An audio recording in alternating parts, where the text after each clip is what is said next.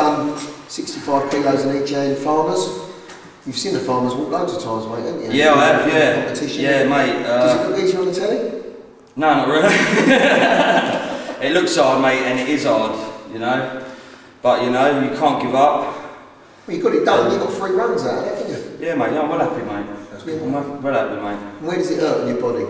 Back at the minute, yeah. Back's really, you know, my legs are still good and my arms feel good, but my back's like fried. My back needs to lay down. But no, great man, great. You know, Sean's a great teacher and stuff. So yeah, man, I ain't pulled nothing yet. So fingers crossed. So no, it's great, man. I feel good, mate. I feel good. Are you ready to accept the next challenge? Yeah. What is the next challenge? What is the next challenge, Sean? 200 stone. Should we do the most famous strongman event? The Atlas Stones. Yeah, mate, let's go for it, man. I love this event.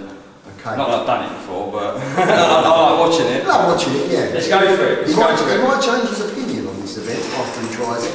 Okay, let's do it. Yeah, let's do it. Ding ding. Ding ding, round 3.